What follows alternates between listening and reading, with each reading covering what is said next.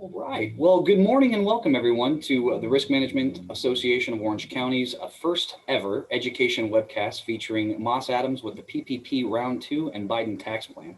My name is Chris Amundsen. I'm the Vice President of the Risk Management Association of Orange County, and I'd like to welcome you to this very, very pertinent presentation for some really wild stuff. So we appreciate you joining us and thank you so much for your time. Today, we'd like to thank our sponsors. RMAOC is a ground-up organization, and we feature annual platinum sponsors that help push forward sound risk management practices and help our organization thrive in the Southern California region. We'd like to recognize all of our sponsors up here, and also too, one of the main reasons to be a sponsor is to get your business out there. If you're interested in becoming a sponsor of RMA, please reach out to either John Martyr or Scott Jones for more information. The Risk Management Association is also huge on education. We focus mainly on trying to push sound risk practices through management of loans and things like that. RMA HQ offers several different classes online, and we'd like to highlight two that are up and coming.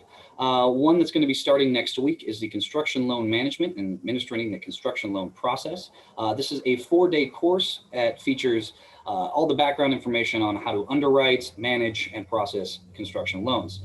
There's also one for kind of up and coming stars in your organizations, and this is Cash Flow Analysis Part 2. There is a Part 1 available, but this one's Part 2. This one also teaches everything from cash flow analysis to how to underwrite loans as well. So definitely check it out. If you'd like a full list of all the different education programs available, you can find that at RMA HQ's national website, and you can find that link below.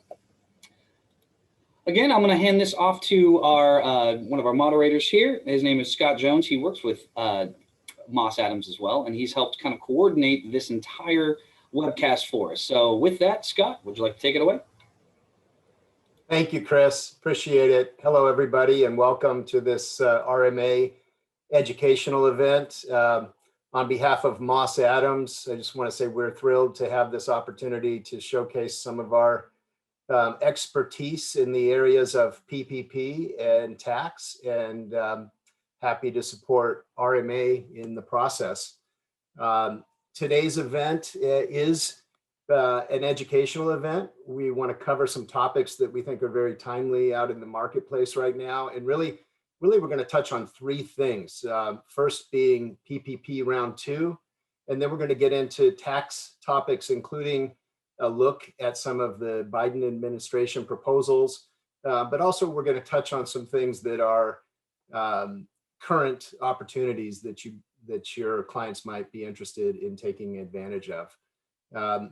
Also just mention, since this event is related to education, again, kind of tying back to the sponsorship support, one of the things that RMA is very proud of is that we do provide scholarships to the local junior colleges to help students who are pursuing degrees in the area of business and finance. And so thanks to all of you who help support the chapter and therefore help support those scholarship programs. With that, it is my pleasure to introduce some of my teammates from Moss Adams. We have folks representing both the assurance department at Moss Adams to talk about PPP, and then also Sean Kelly, who is a tax partner to address some of the tax topics. But first, we're going to start with assurance. So please let me introduce Frank Kaufman, who is an assurance partner, and Aparna Venkateshwaran, who is a senior manager in the assurance department. Thank you very much. Thanks, Scott. Welcome, everybody. It was about 10 months ago that we had the pleasure of speaking to the group when PPP first came out. It wasn't referred to as PPP 1, but it is now because there's a PPP 2. So, it was pretty exciting back then. The world was, I'll say, more unknown than I think it is today. And same with the PPP rules. As we sit here going into round 2, it's helpful to look back at round 1. In round 1, I think if everybody recalls, there was $349 billion put in place that got exhausted within 3 weeks, and then there was another $300 billion that was put in place that actually didn't get exhausted. There was $130 billion that was left over, That coupled with another 154 billion is now what is available in round two, 284 billion. Aparna will get into a lot of the details. We have consulted on several hundred engagements through the first round on the PPP forgiveness, and now we're very active in round two. One of the things that we're seeing currently are most companies actually are getting full forgiveness on round one. So it's very exciting when they change from an 8-week program to a 24-week program. That fell into, like I said, almost everybody getting the forgiveness. However, there's some sort of process that you have to go to apply and work through with your bank and the SBA. There's also some accounting rules as how you might treat that. So for companies or clients that are out there doing 12/31/20 year-end statements, if you have questions about how that might work, we can help you, but we're not going to cover that today. What we are going to deal with, though, is specifically around the PPP2, the new rules, and what we would like you to do. I'm sure some of you have questions. Go ahead and populate the chat room with those questions, and we will address them right after we're done with the PPP portion, and then we'll roll into tax. So with that, Aparna, I think we have to show a disclaimer, so read quickly, and then we can move forward and start talking about PPP2. Thank you for joining us. Go ahead, Aparna. All right, thank you, Frank. Hello, everybody. So as Frank mentioned, we're going to start talking about the second round of PPP and briefly just touch on some of the updates. So the current application periods, all applications or our lenders are accepting applications. The period ends on March 31st. And again, borrowers that are looking for a second loan, as well as new borrowers that may be looking to apply for a loan the first time, both are eligible. There are some unique criteria in terms of eligibility as it pertains to a first time or first draw loan borrower and a second time or second draw loan borrower. So with the first draw loans, the company had to have been in operation on February 15th, 2020, have 500 or fewer employees, and the kind of the general types of companies, this most latest round of PPP, it does open up to companies, so sole proprietors, independent contractors, other eligible self-employed individuals, more nonprofit entities, so churches, and then other 501c6 entities such as chambers of commerce.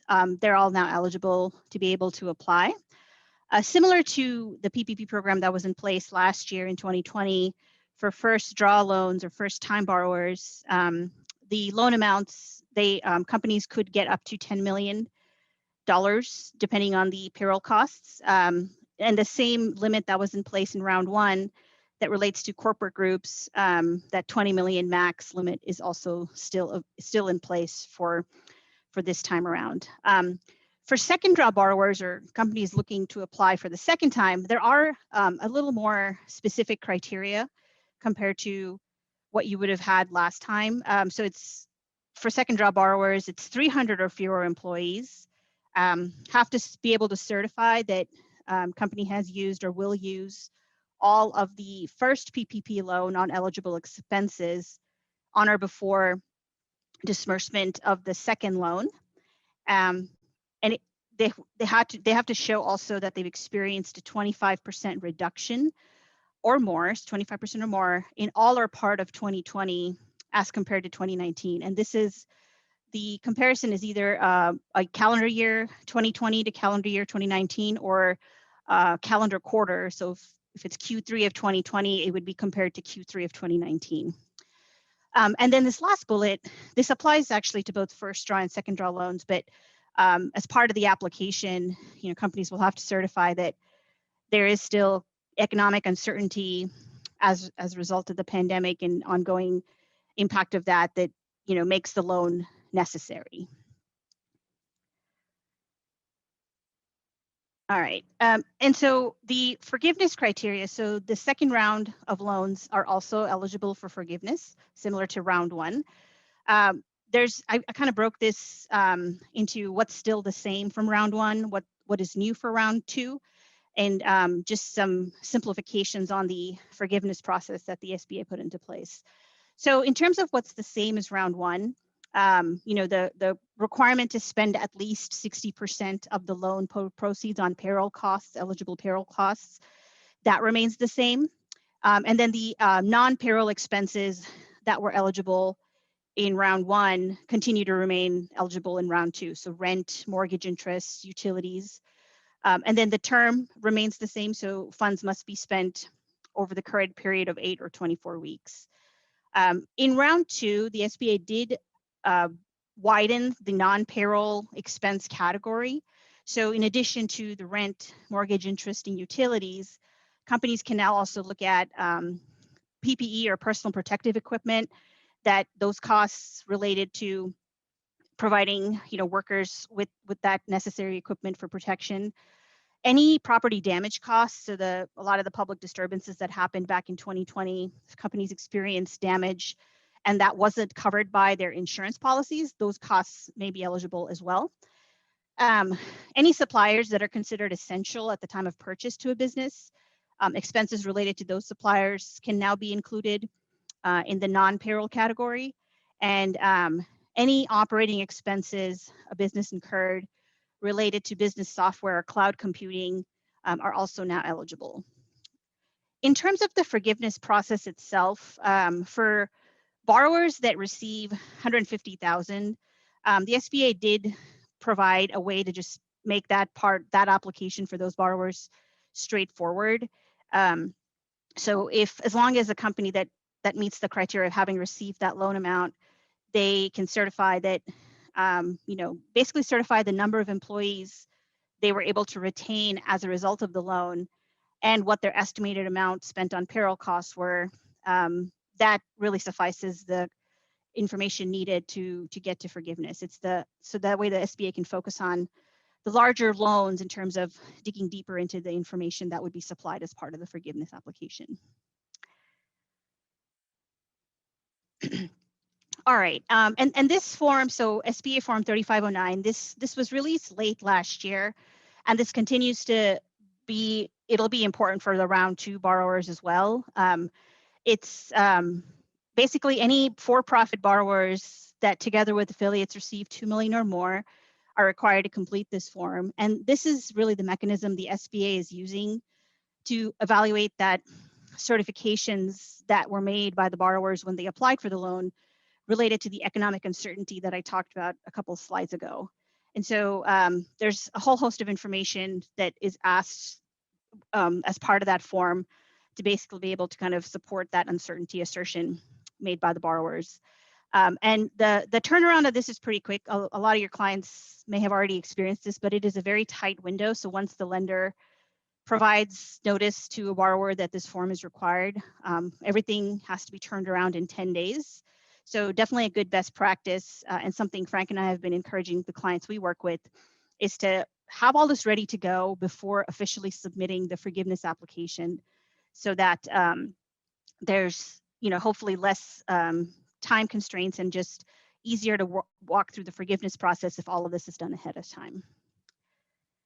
All right, so with that, if there are any questions on the PPP2 stuff, we'll pause here for a minute and take some questions.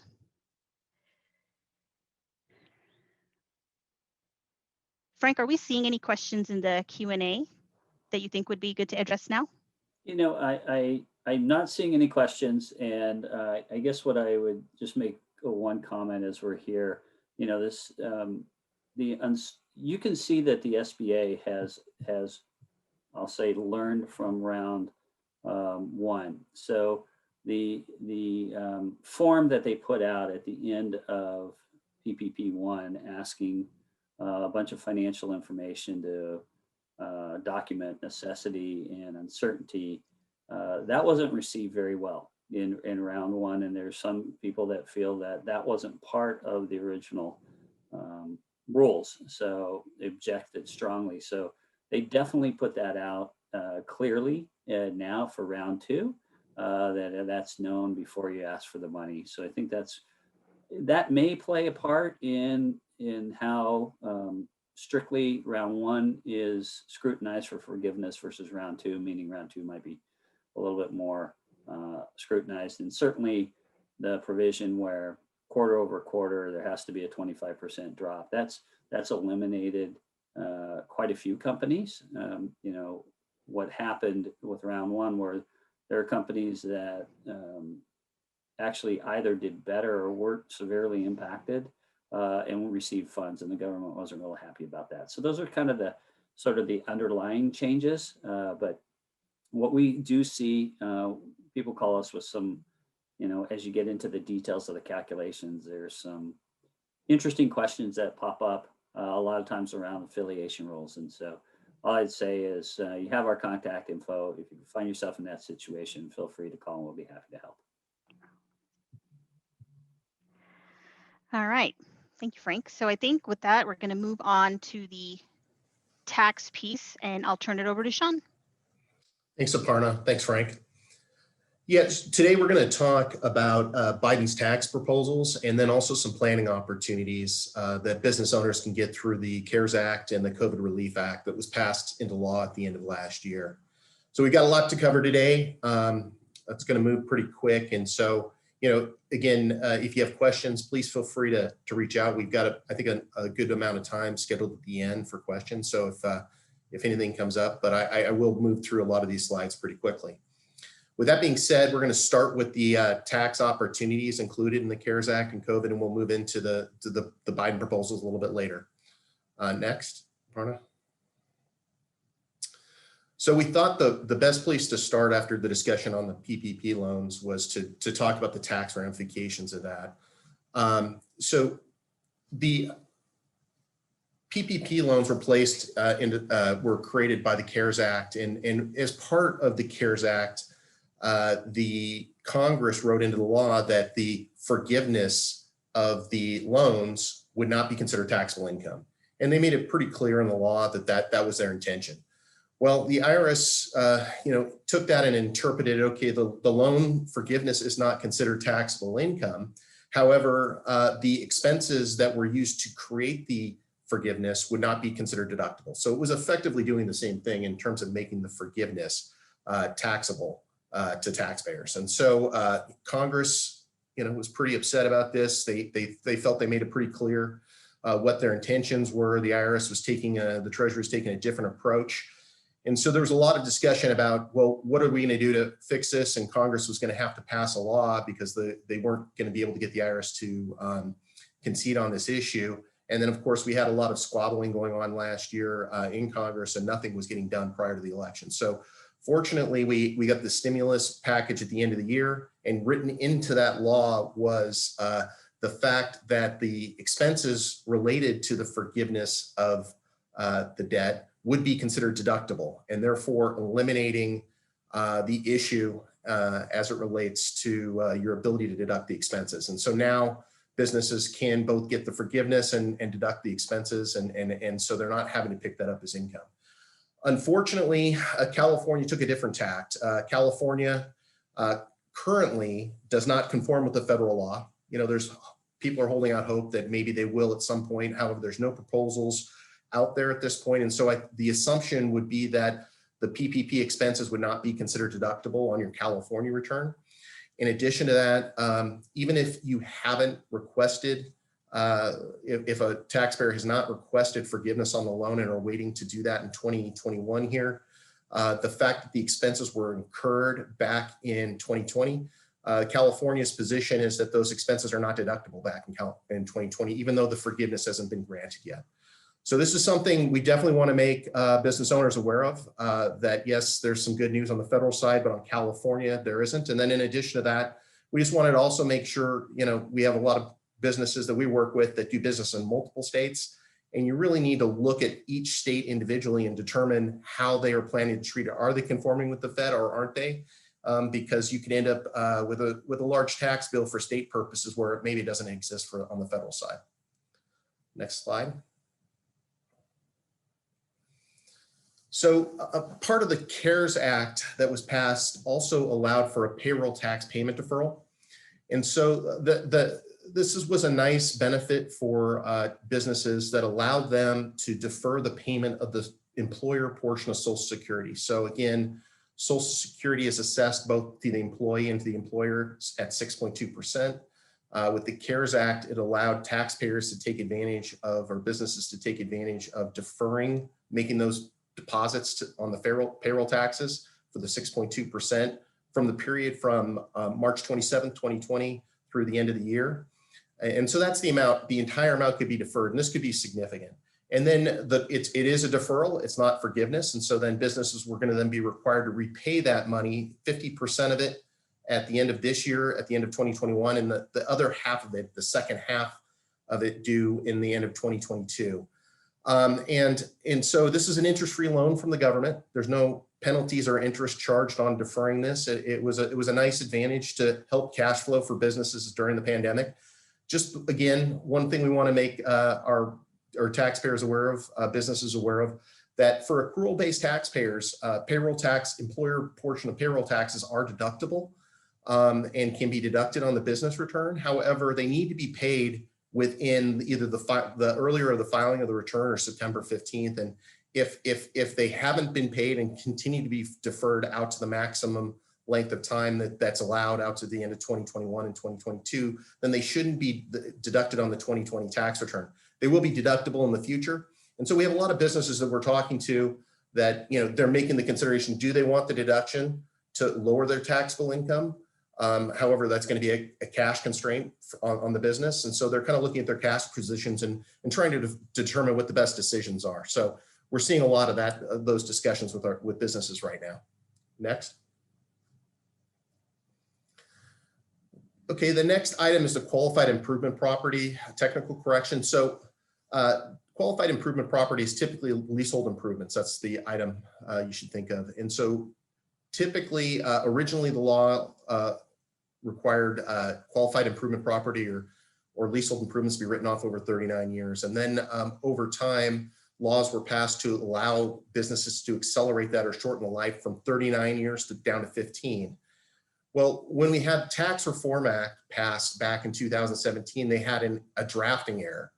And what ended up happening was, because the section of the law was poorly written, it forced businesses to extend the life from 15 years out to 39. So back out over a 39-year life. And the problem with that is 15-year property is eligible for bonus depreciation. So if you place in service leasehold improvements, you were able to write those expenses off immediately. And with the error in the drafting, it forced businesses to write them off over 39 years. Well, with the CARES Act, they fixed this error, and they fixed it all the way back to 2018. So businesses could go back in 2018, 19, and forward and write these off immediately with the bonus depreciation, because again, they're eligible for the 15-year requirement.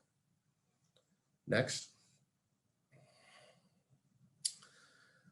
So, you know, I made reference to the Tax Reform Act of 2017. There was a number of significant benefits in the Tax Reform Act for businesses and even individuals. But on the business side, we had a lowering of the corporate tax rate. We had the flow-through deduction that allowed businesses to take a deduction, and I'll go through that a little bit in the future or later.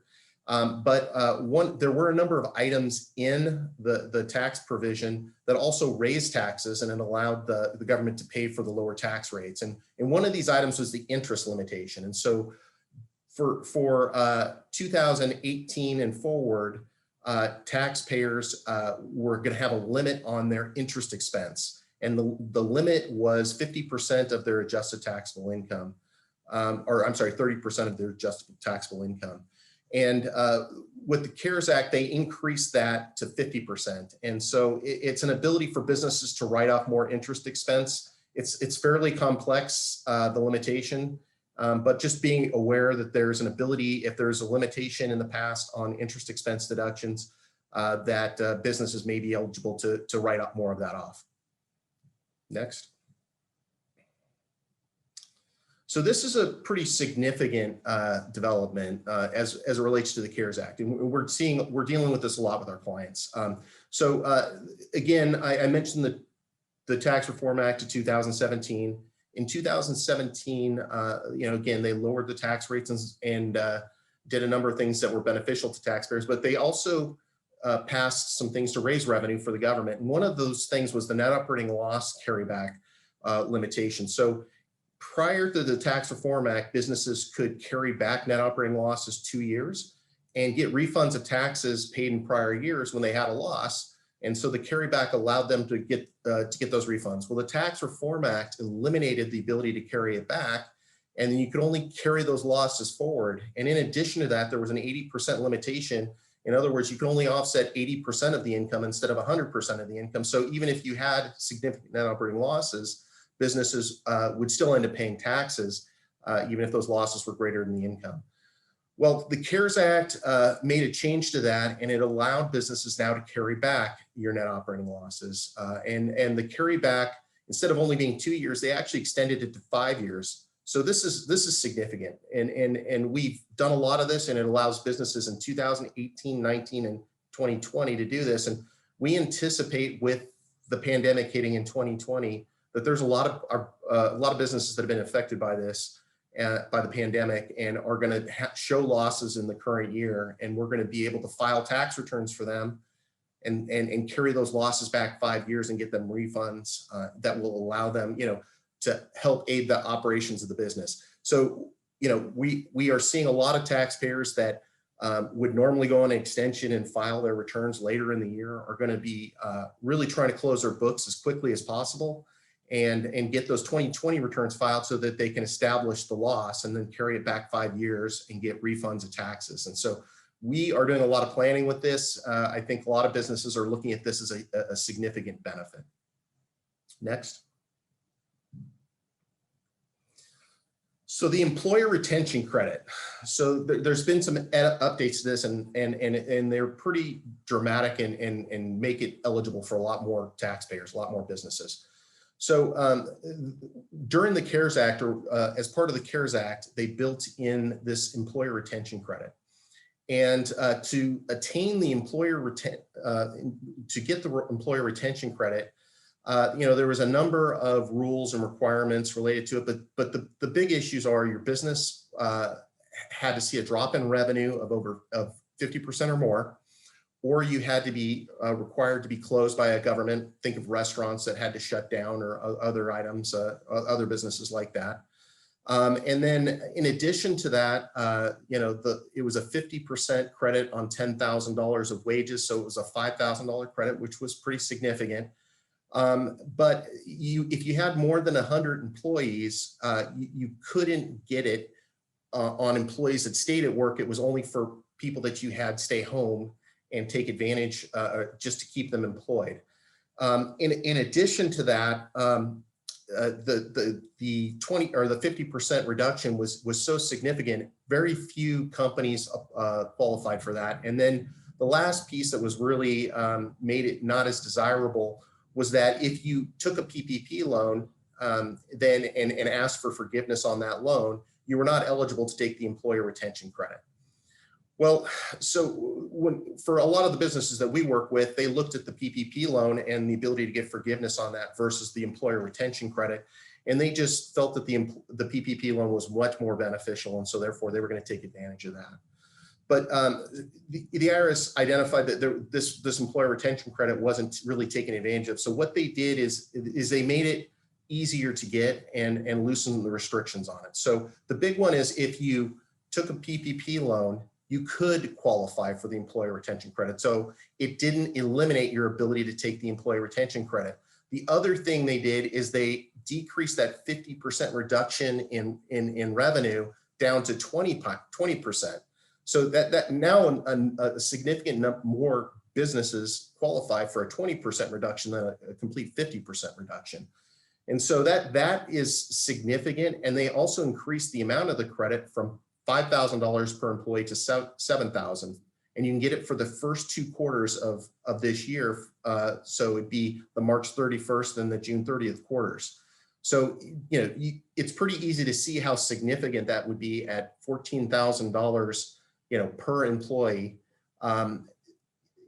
If you have 100 employees, that could be $1.4 million of tax credits that a business could qualify for. So this is something we're definitely talking a lot with businesses right now, making sure they're taking advantage of it. This just came out at the end of the year. So this is definitely a new topic to talk about and an issue that many businesses would qualify for. So we're definitely looking at this. Next. So now we wanted to get into just a tax discussion and talk about kind of the state of affairs of where we're at, whether it relates to Biden or some of the issues state and local, and we'll get into those a little bit later. So next slide. So the current state of Congress. I know there's been a lot of discussions on this in the news. The House is pretty evenly divided. There's only a difference of 11 representatives in the House, and the Senate now is 50-50.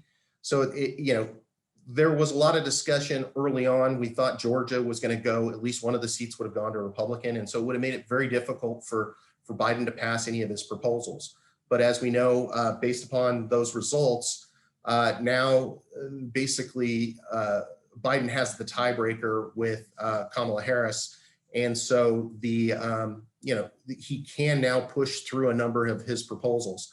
And so this is something we're definitely keeping an eye on and making sure we're aware, what he's going to be trying to propose. So these have become more important after the Georgia runoff. Next. In addition to that, there are going to be 34 U.S. Senator seats up for re-election in 2022, the midterms.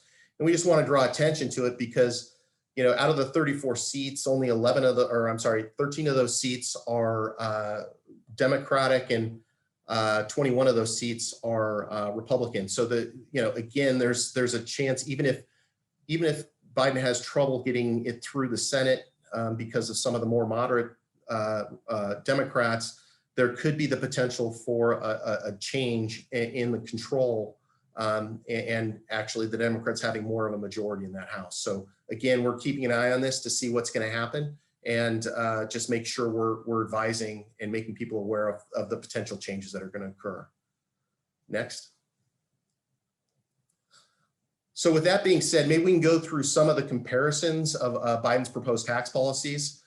Some of the items that we're going to go through are pretty straightforward, a change in a tax rate, and we'll go through this in a second for corporate tax rates. Some of these items are, a little pie in the sky, aspirational, where Biden puts out certain proposals. And so a lot of the details haven't been filled in yet, but we'll go through them and kind of identify at least some of the things that we should be thinking about. And then, as they become, as the details become more available, obviously, we'll need to follow up and make sure that everyone's aware of the changes. With that being said, maybe go to the next slide. So starting with the businesses, corporate tax rate. In regards to the Tax Reform Act in 2017, they lowered the tax rate from 35% down to 21%. Significant decrease in tax, over 40% decrease in the actual taxes that corporate entities were paying. Biden has made it pretty clear that he thinks the corporate tax rate at 21% was too low. And so he's made it clear that he wants to increase that corporate rate, and he's come out and said specifically that he thinks it should be 28%. I guess the good news is he's not proposing to go all the way back to 35, but again, a 7% increase in corporate tax rates would be pretty significant. In addition to that, he's also made the point, and they call it the Amazon tax. There's these large companies that make billions of dollars, like Amazon, in book income or reporting for the SEC, reporting billions of dollars of profit, but don't pay any taxes. And that's because they take advantage of accelerated depreciation and R&D tax credits and other items that allow them to pretty much eliminate their tax rate. And one of the items that Biden's proposing is that they create a minimum tax for companies that make $100 million or more, and it should be based upon their book income instead of their taxable income, and it would be 15% of that. So again, just that's a talking point of something that's out there. that we anticipate that I think has a lot of populist support and definitely could be something that they pass through.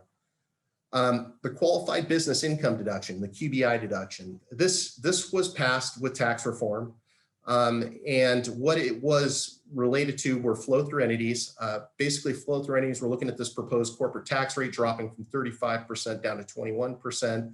And they said, what about us? We flow through, we pay taxes at the individual level. We don't pay tax at the entity level. We should be able to get an advantage. And so they proposed the qualified business deduction, and it's been a significant benefit. It's 20% deduction of the company's income is taken on the individual or the owner's personal tax return. It effectively lowers the top individual rate from 37% down to about 30% when you tax affect that 20% deduction. So it was a significant savings for a number of business owners. Well, Biden's proposal is he likes the idea of the QBI deduction, but he's proposing to put a ceiling on it of $400,000. So as soon as an owner of a business makes more than $400,000 of taxable income, the QBI deduction would phase out. And that would be a significant limitation on a number of taxpayers, because I have clients that we talk to where they're calculating their QBI deduction on millions of dollars. And so this could be a significant limitation. The next point is just accelerated bonus depreciation. There's always a lot of discussion about bonus depreciation. It's stimulative to the economy. It gets businesses to acquire more property, business property, computer equipment, different items. Biden doesn't have a specific plan to change that as of right now. So if that changes, we'll obviously make sure we let everyone know. But for now, we expect that to stay in place. Next. Here are some of the more aspirational items that Biden's proposing. So he's proposing a credit for jobs in the United States. And so it's a 10% credit for creating jobs in America and increase manufacturing jobs in the US. And also the manufacturing credit. So again, we don't have any credits currently in the current law around these, but he's proposing the manufacturing credit would be around revitalizing areas that need modernizing to keep jobs in the US. The last credit there is the work opportunity tax credit, also known as the WOTC credit. That's a business credit. So it's a credit businesses get for hiring people that are part of disadvantaged groups, whether they've been on assistance or whether they're veterans. And so again, this has wide support in Congress. And Biden's just proposing that they expand it to include also the spouses of people in the military. So again, just making it more people eligible for this credit, which would incentivize businesses to hire more people in that space. Next. So in relates to community development, there already is a new markets tax credit, and it's available for taxpayers who hold a qualified equity investment in a low income community. So again, this already exists, and it's an incentive to get businesses and investors to invest in communities that need investment to increase from low income communities. And then Biden's just proposing to expand it. And then the next one is just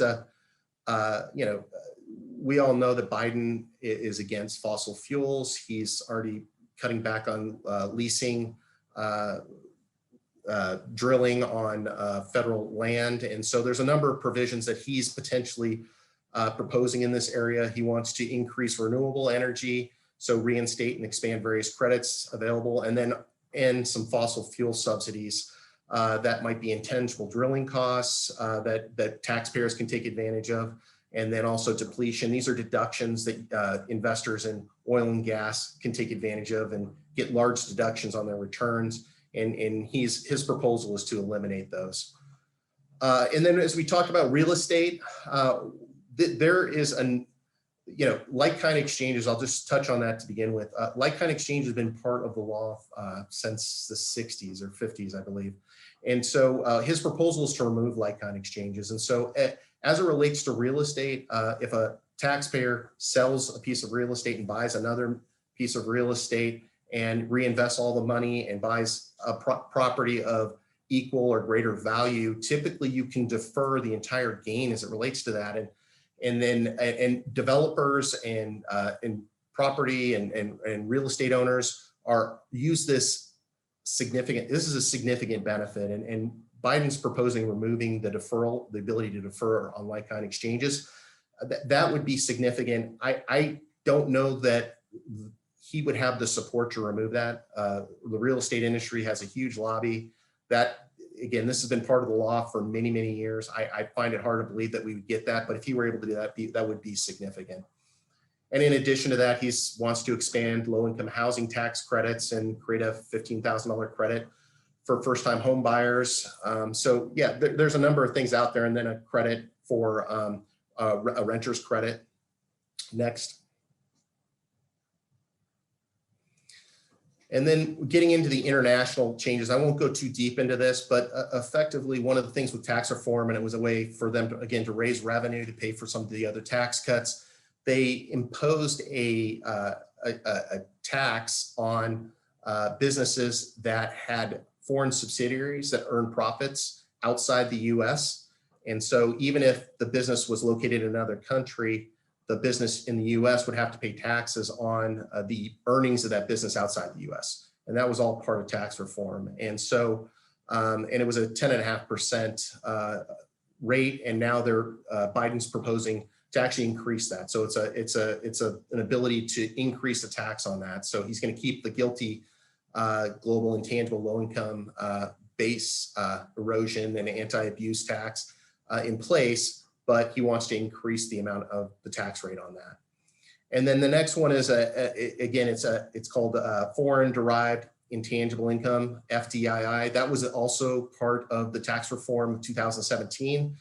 And so they want to, they're not really proposing to change that, but they're proposing to add a 10% surtax on corporations that send jobs out of the country, and also give a 10% tax credit for businesses that bring jobs back into the US. So you can see that there is a number of incentives to try and drive business back into the US that are in the Biden proposals. So it'll be interesting to see if those make it in.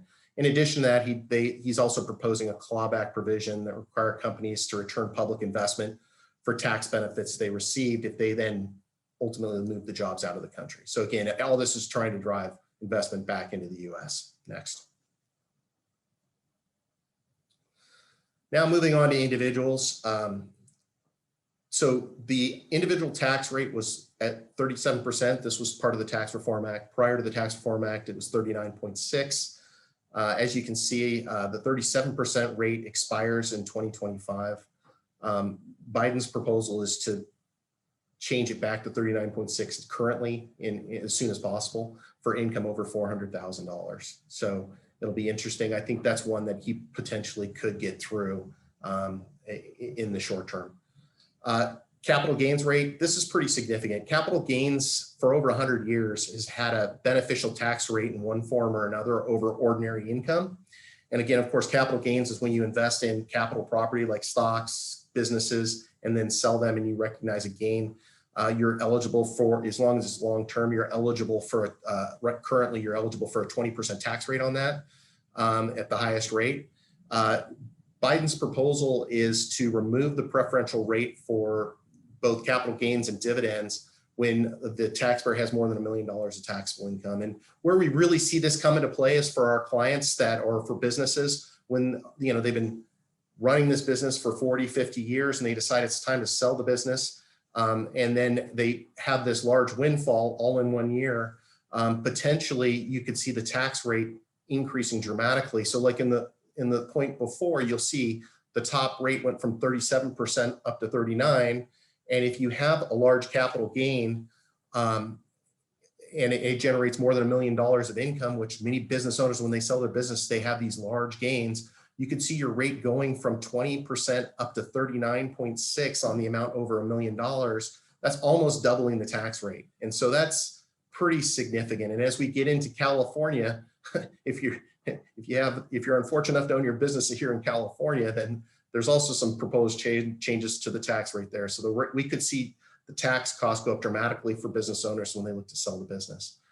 The next item is just related to standard deductions. Well, we won't get too much into that. Just he's proposing to reduce the benefit. Biden's proposing to reduce the benefit to higher income and reduce the overall savings there.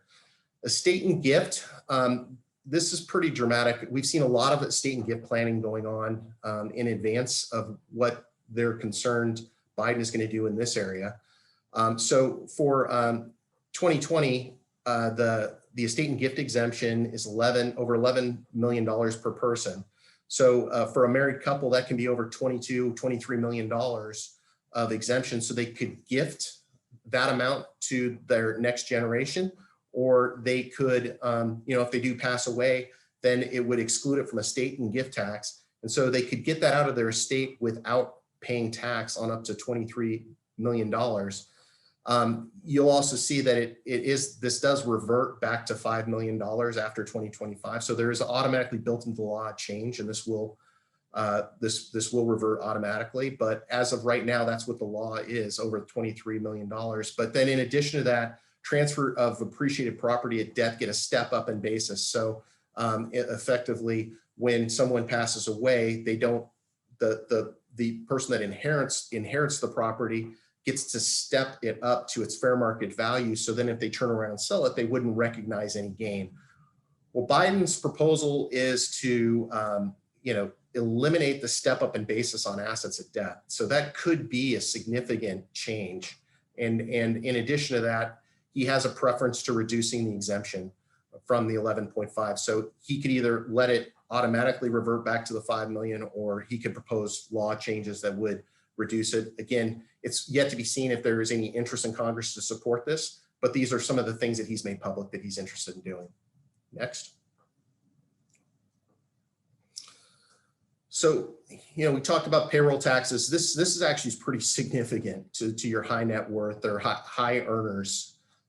So right now, under the current law, the Social Security portion of payroll taxes is a tax at 12.4. Half of it's paid by the employee, half of it's paid by the employer. If you're self-employed, you pay a self-employment taxes, both sides of that. But the good news is it caps out at $137,000. So you only pay the 12.4 up to $137,000. What Biden is proposing is that you keep the $137,000 cap in place. However, as soon as the wages go in excess of $400,000, all of a sudden the 12.4 rate gets applied to the amount in excess of the 400. So you can see people that have large earnings from self-employment or get a large W-2. This could be a significant increase of 12.4 in addition to all the other taxes that we've been talking about. And then just in addition to that, Biden is proposing making it easier for small businesses to set up 401k accounts and caregivers to make contributions to a retirement account, and just a number of proposals to make it easier for businesses and self-employed people to save money for retirement. Next. So now we wanted to turn our attention to some state and local updates, specifically California. I think there's been a lot of news and information out there related to some proposed changes. And so we thought we'd go through a few of these items that are really important and are going to potentially drive a lot of taxpayer behavior. Next slide. So we got a list here of I guess the top 8 items that we wanted to discuss, and the first one was Prop 15. Proposition 15 was proposed and voted on in November.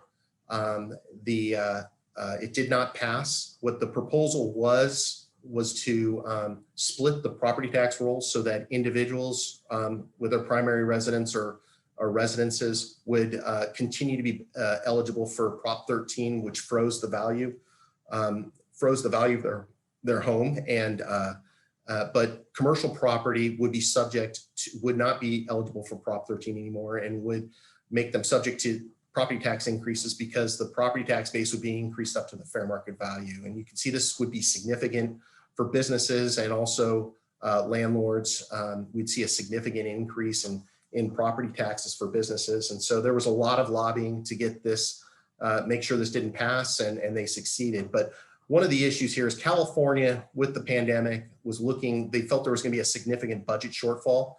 And this was one of the main items that they thought they were going to be able to fill that gap.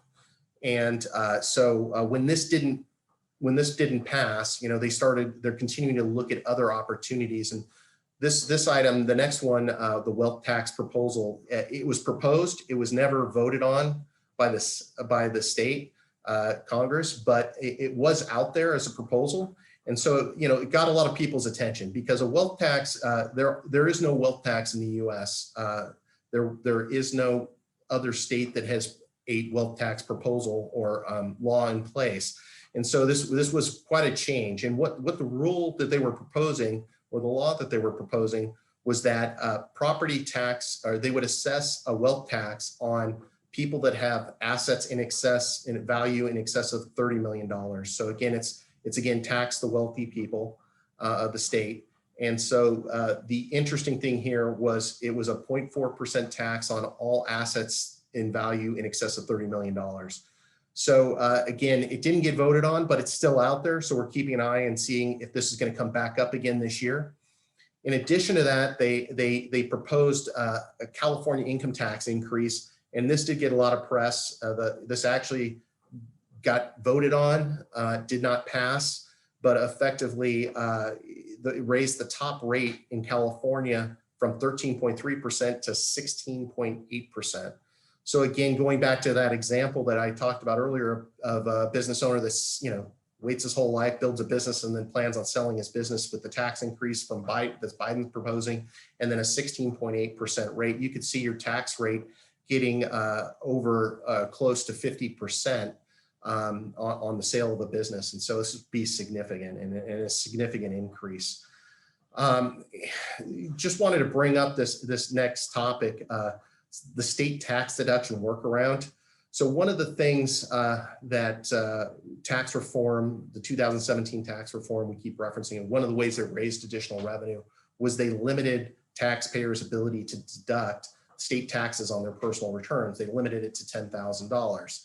And so, a number of states which have high tax rates, California being obviously one of those, a number of the taxpayers here are really impacted by this. And so there's been a lot of ways to try and figure out a way around this, or a way to get the benefit back to the taxpayer for paying taxes in these high tax states. And so a couple of other states have done this. I believe it's Connecticut has already passed this, and California has a proposal outstanding right now. And what it would allow business owners who own flow-through entities, S Corps, LLCs, let's start with C corporate businesses. They pay California taxes in the state. They get to deduct it because it's at the tax is paid at the C Corp level. Well, what they're proposing is to do the same thing for flow-through entities. Typically, owners of flow-through entities pay taxes at the individual level. The income flows through to them and they pay the taxes. Well, what they're proposing is have the tax assessed at the LLC or S Corp level. And so if it's assessed there, then the entity, the business entity, the flow-through entity, can deduct it on its federal taxes. So the federal taxable income that would flow through to the business owner would be reduced by the state taxes. And so it's complicated and there's a lot of details in there, but just be aware that this is something that there's actually a proposal out there that's getting some traction, and it may allow a savings for business owners here in the state of California. Prop 19, that was another proposal that was on the ballots in November. This one did pass. And, the headline description and how it passed was that the benefit for taxpayers was that it was going to allow them to basically sell their home and transfer their property tax base to any other residents in the state of California, as long as it was of equal value or less. And so that was beneficial. But one of the other items that was not discussed quite as much is there's also a provision within Prop 19 that prior to Prop 19, if you inherited a home from your parent, they could transfer the property tax base to you. And so what they did is they built into the law that if that happens, you could continue to take advantage of the lower property tax base, but you'd have to live in it as your principal residence. If you turn it into a rental property, or if it already is a rental property, and it continues on, then it wouldn't be eligible for that lower property tax base. And so this actually is going to raise a significant amount of tax revenue. And I don't think people are aware of it yet, but just making sure you're aware and it's on your radar that this is an issue. So with all these things we're talking about, the next three items are just, we've done additional slides. So maybe we can go on to the next one. We can talk about some residency issues because this topic comes up quite a bit. So, with the proposed tax increases, we have a number of business owners that are coming and talking to us. Hey, can we leave the state and become non-residents of California? And of course, the answer to that is yes. Is there a bright line test to residency? Do I just have to be gone over 6 months of the year outside the state and I'm automatically a non-resident in the state of California? And that's not the case. Obviously, California is looking for this. And so they're doing a significant number of audits in this space.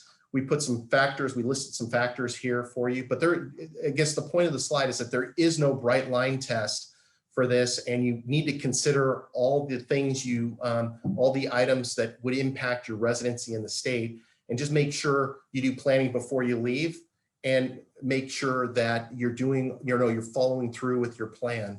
The last thing you want to do is go through the hassle of moving out of the state and then have California come back and assess the tax that you thought you'd avoided by moving out of the state. Next slide. So not everyone can just pick up and move out of the state. It just doesn't necessarily make sense for them for one reason or another. For family, they want to be close to family. They have kids in school. That's usually the number one reason.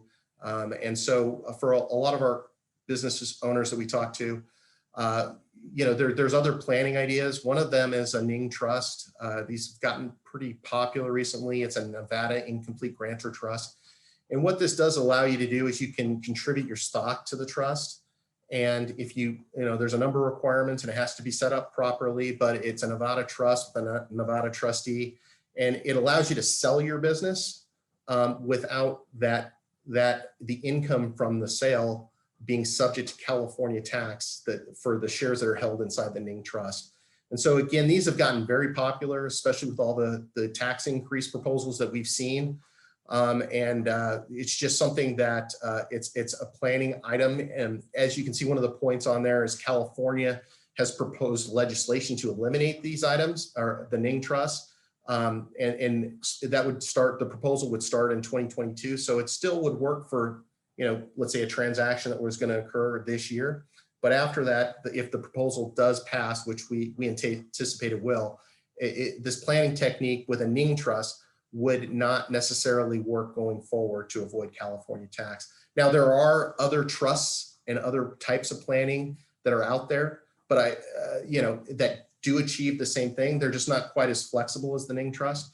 And so that, again, if there's a sale in the horizon of a business owner that you're talking to, you might just want to bring this up. This is something that there are other opportunities out there and just something to consider. Next. And then just wanted to bring to your attention, again, California in June with coronavirus hitting, the fear of drop in tax revenues, California immediately passed a law, California AB 85. And what that did is that eliminated businesses' ability to offset income with net operating loss carry forward. So California doesn't have a carry back, which we were talking about with the federal side, but they did allow businesses to carry forward their losses and offset that against their business income. Well, they suspended that for 2020 and 2021. And it basically causes businesses that had planned on the ability to offset that income and reinvest capital back in their businesses are now going to be subject to tax. And so this is pretty dramatic for a number of businesses. And the same applies with business tax credits. If the business is getting R&D tax credits that they think in California that they think they can offset against their income, there's going to be a limitation placed upon that. Next. So this gets us to the question section. And just before we start on the questions, one of the additional items we just wanted to bring up, and we didn't have a slide on it, but this is just a hot topic that we've been talking about with a number of business owners, is we just wanted to bring up uniform capitalization. This is a topic that business owners, or don't talk about that much, but it's capitalization of overhead to their inventory. This is hot because the IRS recently came out with some regulations on this, and an election needs to be made on the 2020 tax return. And if the business owners don't make it, or the accountants don't make it in conjunction with the owners of the business, then it allows the IRS to come in later and come up with their own methodology or assess their own methodology on this. And this could be a significant increase in taxes. So again, just want to put it on your radar that this is something that business owners should be considering, talking about with their CPAs to make sure this is being included on their 2020 return, because if they miss it, it could end up costing them. Any questions? Yeah, Sean, we did have one question come in on Prop 19. So the question is, what happens if the property was a rental when transfer took place, and what happens going forward? Yeah, so if it already was a rental, my understanding is that it would not hold its Prop 13 value. So effectively, it would get reassessed at its fair market value and be subject to a higher property tax. And I think I see a question coming through. What's the effective date? That's a great question. The effective date was actually, I think it's this week, February 11th. So the transfers that occur after the date in February here could be subject to the reassessment. So again, that's something to be aware of.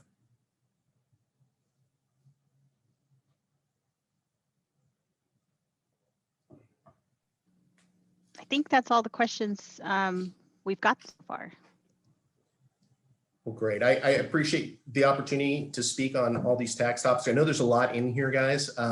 So if, as you go back and review the slides, if there's anything that wasn't clear to you or you have a question on, I'd be more than happy to address or answer any questions. So please feel free to reach out.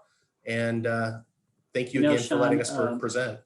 Hey, Sean, maybe we can just real quickly, because there were a few questions that were there on the PPP that we answered in the chat room, but they're relevant for a lot of companies. So we'll just real quickly run through those.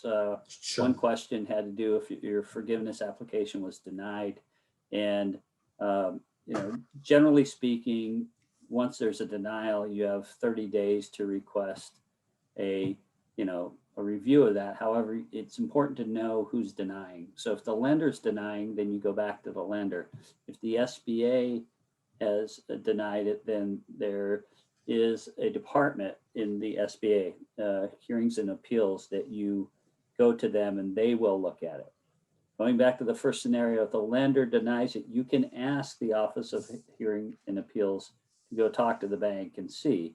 They may or may not do that, but we are seeing some denials. A lot of times it is just submission forms are not proper, and so the bank is kicking it back. But anyhow, that's one. And I think one of the good things that happened for clarity purposes in round one of the PPP, it started as 8 weeks, and then they said, okay, we'll give you effectively 24 weeks. And a lot of people wanted to apply as soon as they could, and they were hitting the full forgiveness somewhere around week 11 to 14. And you want to wait several months. And so at that point, we were advising our clients to go ahead and do that. The SBA was letting those go through. In the new form now for forgiveness, it's clear. You can pick 8 weeks, 24 weeks, or any period in between. That's called out specifically. So that's clear. And then the last thing with respect to, I think this was a question regarding if you're going from, a first draw to a second draw, can you just ask for additional money on the old application? But you have to you have to do the calculations and ask again through a separate application. So just thought I'd revisit those in case people didn't see them, because these are these are the kind of questions that come up. You know, the rules sound fairly generic, but when you get into individual situations, you get specific questions. And fortunately, we've been through quite a few of these things. So we've figured out either how to read between the lines, or we've got in touch with the SBA directly and got answers. So as Sean pointed out, we're all thankful for having us. Scott, I don't know if you're going to wrap it up. Yeah. Thank you, Frank, Aparna, Sean. Thank you very much for taking your time to share this information with us. For all of you in the audience, thanks for joining us. If you have questions on any of these topics, please reach out to the speakers or myself. We'll be happy to try to get some answers to you. And on behalf of both RMA Orange County and Moss Adams, I'd like to wish everybody a great afternoon. Thank you for joining us. Bye.